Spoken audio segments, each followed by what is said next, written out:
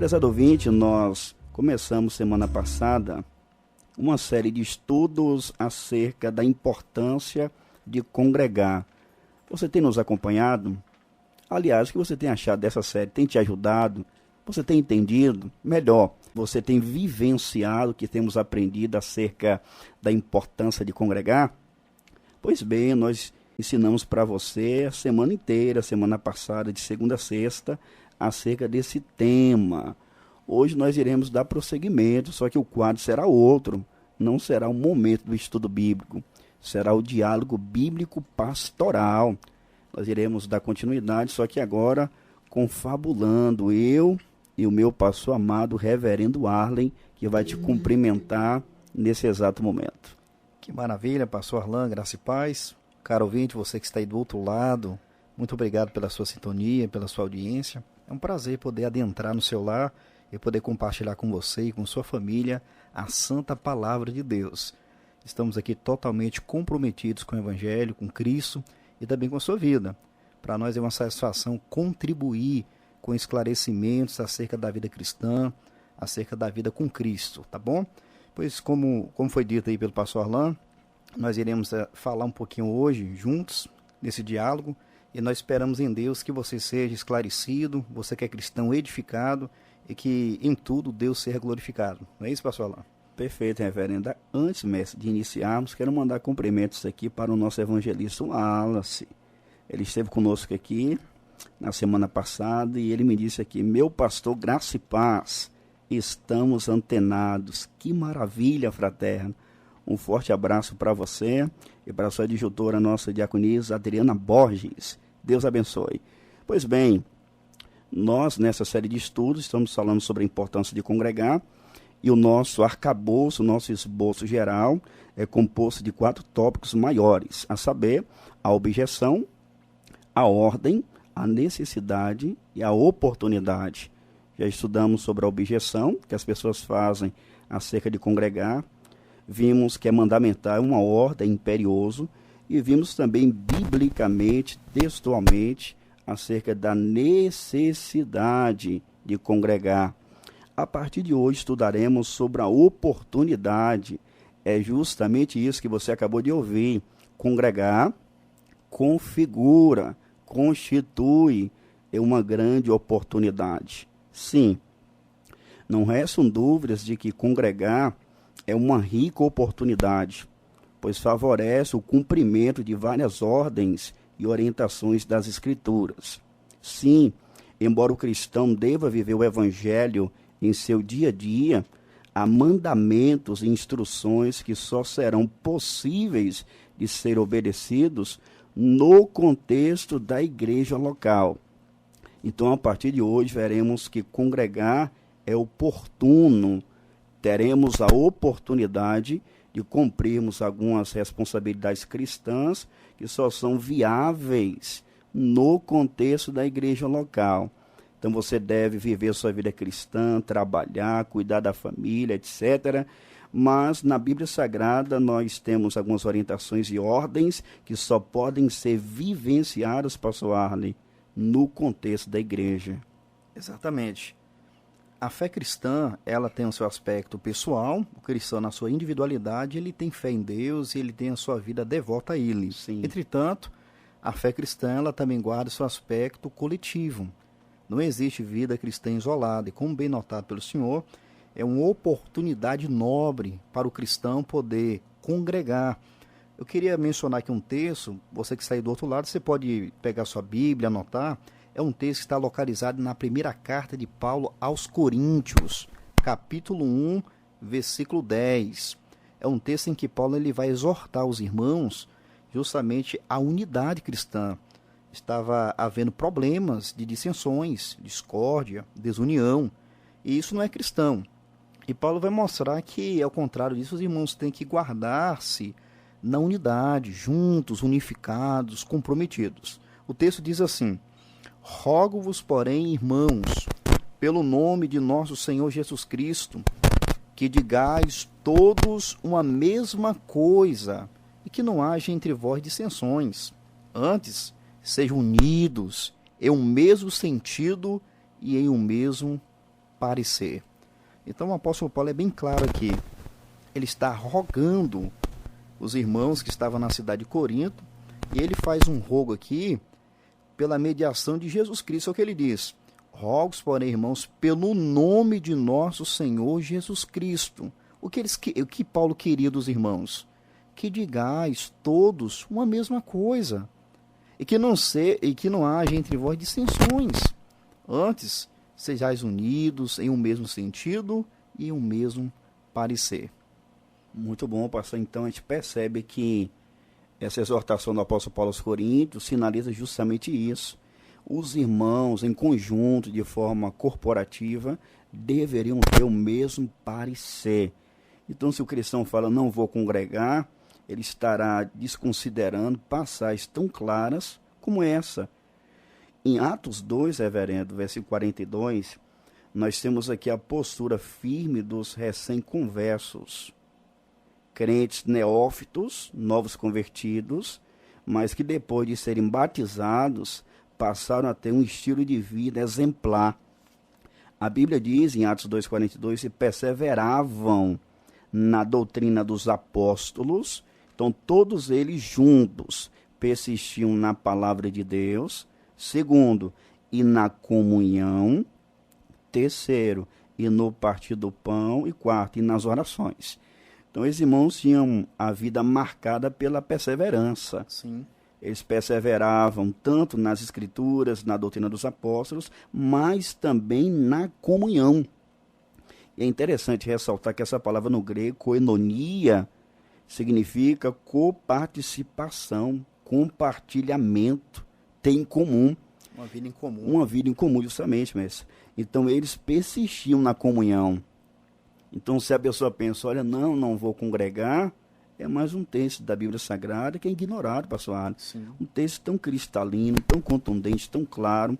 Então, os crentes persistiam na comunhão, na koinonia, como nós percebemos nesse próprio texto, nesse parágrafo de Atos 2, 42 a 47, como os irmãos viviam um relacionamento amistoso.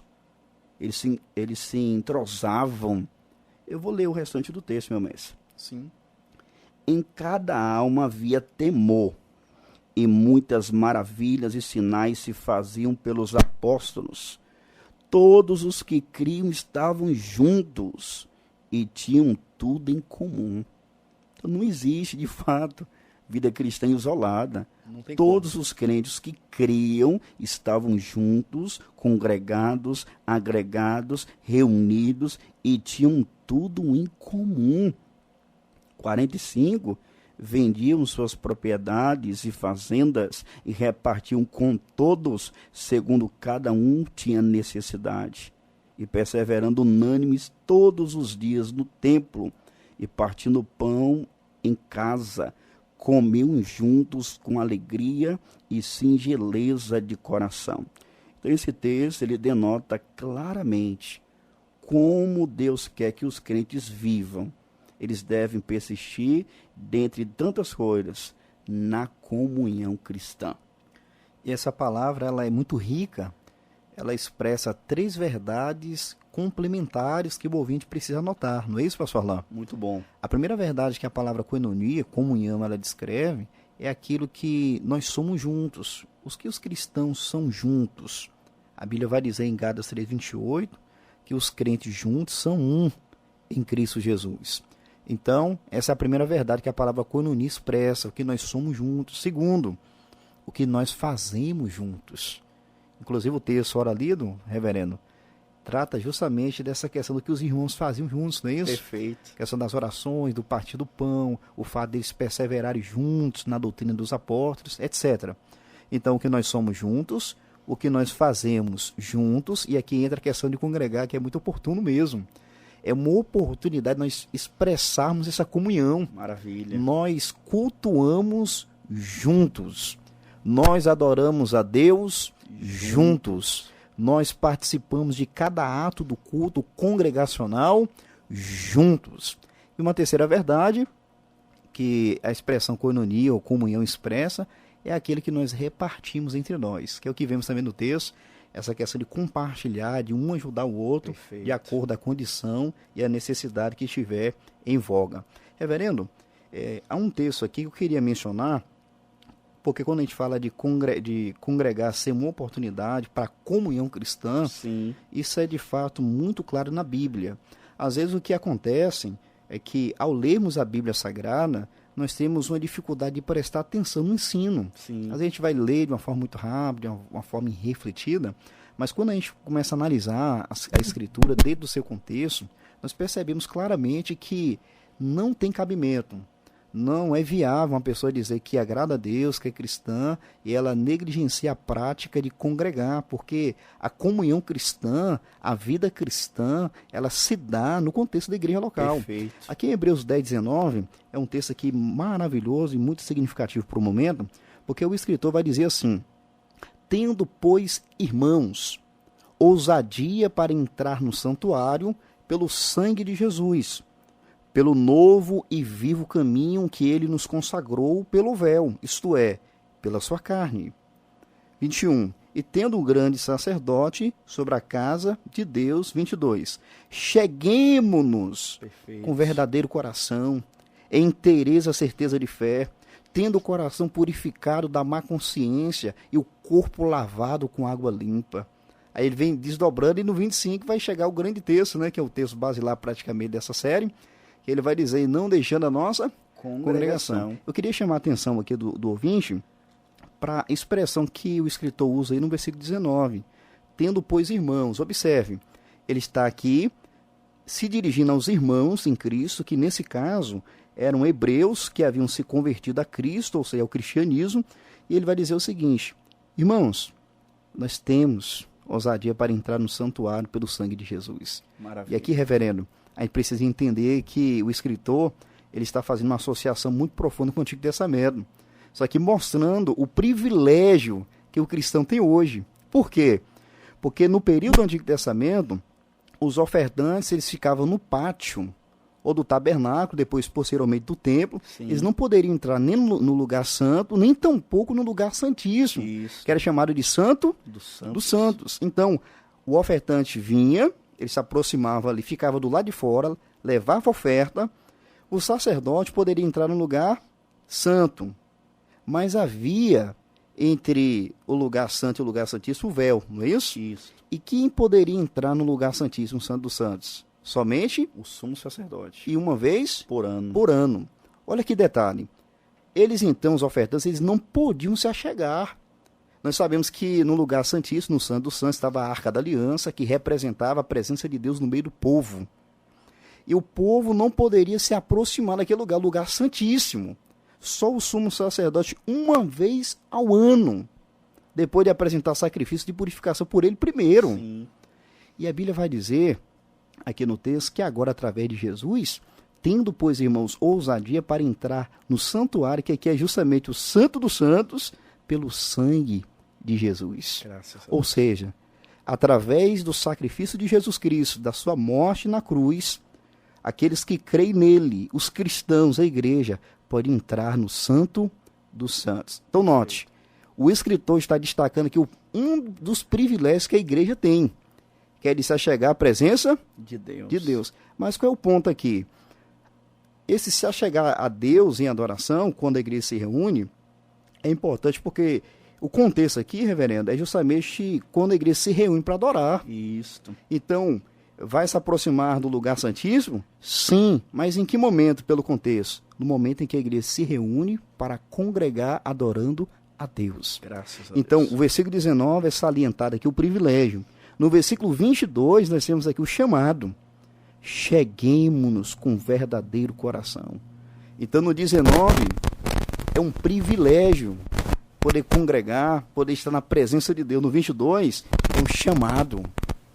É um chamado para que os cristãos, conjuntamente, possam se aproximar de Deus em adoração. E aqui, reverendo, que eu preciso destacar algo importante, que esse chamado aqui é para a igreja, num aspecto coletivo. Justamente. Os irmãos unidos. Então, quando os irmãos se reúnem para adorar a Deus, para congregar, sabe o que está acontecendo? A igreja está se aproximando, está chegando ao Santo dos Santos. Louvado seja Deus. Então, isso é um enorme, indescritível privilégio do cristão que participa de uma igreja local, que adora a Deus, que congrega. Perfeito. Ele, juntamente com os demais irmãos, estão se aproximando do Santo dos Santos. Graças a Deus. O senhor falando aí, eu me lembrei daquele salmo, é conhecido, é o salmo da comunhão, assim chamado, salmo de número 133, verso 1. Ó, quão bom e quão suave é que os irmãos vivam em união. Então, congregar configura uma oportunidade, porque os crentes terão a chance não apenas de juntos se achegarem à presença de Deus, ao trono da glória de Deus, mas também para prezar pela comunhão cristã em si, como já foi ventilado. Então, esse texto do Salmo 133:1 é bem conhecido, bem citado, mas não é muito observado em seus detalhes. O texto diz, ó quão bom e quão suave é. Temos uma interjeição, olha o sentimento do salmista, ó como é maravilhoso, olha como é agradável viver unidos os irmãos. Mas o verbo no texto bíblico que é ignorado é o verbo vivam. Então, comunhão, pastor, não é apenas para ser crida, memorizada, falada, pregada, compartilhada, mas vivenciada. Então, uma coisa é eu falar a respeito da comunhão cristã, outra, bem diferente, é eu viver. O texto não fala para a gente falar em comunhão, mas viver. Então, congregar nos favorece essa oportunidade de entrosamento, de compartilhamento, de coinonia, de comunhão. Exatamente, reverendo. Há um texto aqui também em 1 João, que nós faremos bem aqui notar, porque João, ele é considerado como apóstolo do amor. E diga-se de passagem, João, no começo da caminhada dele com Jesus Cristo, ele era um tanto afoito, né, reverendo? Sim. Impulsivo. Teve algumas vezes que ele pediu até para orar para Deus mandar fogo do céu e destruir os samaritanos, não foi? Sim. Que não quis receber Jesus? Isso. Só que João foi totalmente transformado, de acordo foi caminhando com Cristo, foi amadurecendo, e ele é considerado como apóstolo do amor. Por algumas razões, dentre elas, é que João, ele tratou muito desse assunto, acerca do amor de Deus. E ele, em 1 João capítulo 1, versículo 7, ele vai falar algo aqui muito importante. Ele diz assim, mas se andarmos na luz, como ele na luz está, temos comunhão uns com os outros, e o sangue de Jesus Cristo, seu Filho, nos purifica de todo pecado. Então João está dizendo que se um cristão ele andar na luz, como Deus na luz está, o que vai acontecer? Qual é a consequência imediata e lógica aqui? Temos comunhão uns Com os outros. com os outros. Então, se uma pessoa diz que anda na luz, que tem comunhão com Deus, mas não tem comunhão com os irmãos, está mentindo. Verdade. Esse texto aqui é claro. Quem tem comunhão vertical, ou seja, comunhão com Deus, isso vai desdobrar na comunhão horizontal, comunhão com os irmãos. Perfeito, pastor. Então, a gente percebe por aqui que congregar de fato é uma oportunidade para a comunhão cristã. Não tem como viver em comunhão com os irmãos a parte desse convívio congregacional. É muito importante, sim, meu prezado ouvinte, congregar. Só que agora o que nós iremos fazer? Nós iremos dar para você pelo menos um exemplo de como, ao congregar, você pode expressar comunhão. Porque não basta apenas você estar ali no recinto com os irmãos. É necessário você expressar atos, atitudes que revelam a sua comunhão com eles. Então nós iremos considerar aqui, pastor, algo interessante, parece simples, mas é muito significativo. Pasme você, meu ouvinte. Você sabia que existem muitos cristãos que até congregam, mas não prezam por uma comunhão estreita com os irmãos na fé? Infelizmente. É triste. Será que você não é uma dessas pessoas, hein? Que até vai aos cultos, mas quando termina, de imediato você vai embora, apressadamente, você nem cumprimenta os irmãos, nem aperta a mão dos irmãos. E aí? Estamos falando aqui que congregar é uma oportunidade para prezarmos pela comunhão cristã, que a Bíblia tanto preza. Então, uma maneira prática com a qual você pode expressar a comunhão cristã, sabe como é que é? Através do cumprimento.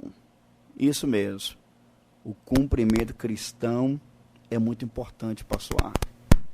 Então, tem pessoas que não cumprimentam seus irmãos na igreja local, não aperta a mão, não dá uma boa noite, terminou o culto, de imediato vai embora. Então, não convém que isso seja assim. É sumamente importante que você expresse a comunhão cristã, inclusive, através do cumprimento. Eu quero te aduzir a um texto bíblico escrito pelo apóstolo João, em sua terceira carta de João, no versículo 15, João está endereçando uma carta a uma pessoa específica, a Gaio. Só que João, no encerramento da terceira carta, que está escrevendo a Gaio, ele faz algo interessante. 3 João 15. Paz seja contigo. Note que João está cumprimentando Gaio.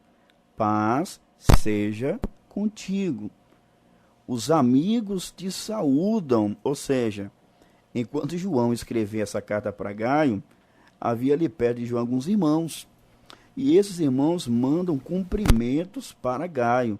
Os amigos te saúdam. Aí ele arremata. Saúda os amigos pelos seus nomes. Isso aqui é fascinante. João está dizendo, Gaio, saúda os amigos pelos seus nomes. Ou seja, João está falando para Gaio cumprimentar cada irmão da igreja, chamando-os pelo nome deles. Ou seja, perceba o nível de comunhão que Gaio tinha com a igreja que ele era membro. Ele deveria cumprimentar cada um dos irmãos da igreja, chamando-os pelo nome.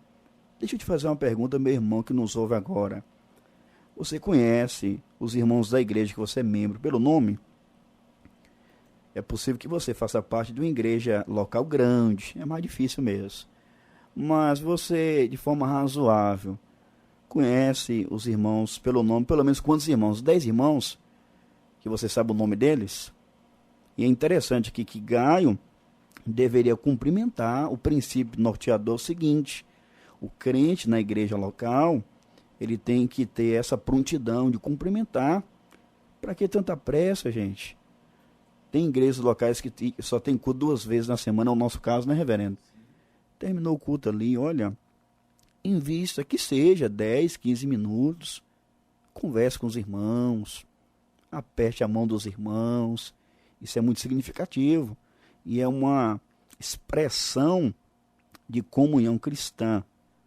Então você pode cumprimentar os fraternos. No Novo Testamento, em vários textos, era recomendado, sabe o quê? O chamado ósculo santo, ósculo de amor, como em 1 Tessalonicenses 5:26, 1 de Pedro 5:14. Então era um beijo no rosto mesmo, literalmente, naquela época. Era uma questão cultural, mas o princípio é o mesmo. O que pode substituir um beijo na face hoje? Um aperto de mão. Então, cumprimentando os irmãos, tendo esse zelo de cumprimentar os irmãos, dar um abraço nos irmãos, você estará denotando o que o texto diz acerca da saudação, do cumprimento fraternal. Então, a partir de hoje, nós iremos ficar por aqui, mas queremos te incentivar a viver em comunhão com os irmãos da igreja. Por isso, você precisa congregar. Você terá a chance, o privilégio, a oportunidade de prezar pela comunhão cristã, de estar com uma vida de entrosamento, um relacionamento amistoso com os seus irmãos na fé. Inclusive, a partir de hoje, finalizou o culto, espera um pouquinho, aperta a mão dos irmãos, dá um abraço nos irmãos, satisfação ter congregado, servido a Deus contigo, meu irmão. Dá uma palavra de incentivo, de encorajamento, como veremos mais adiante. Mas, por hora, ficaremos por aqui. Então, a oportunidade de congregar é oportuno para prezarmos pela comunhão cristã.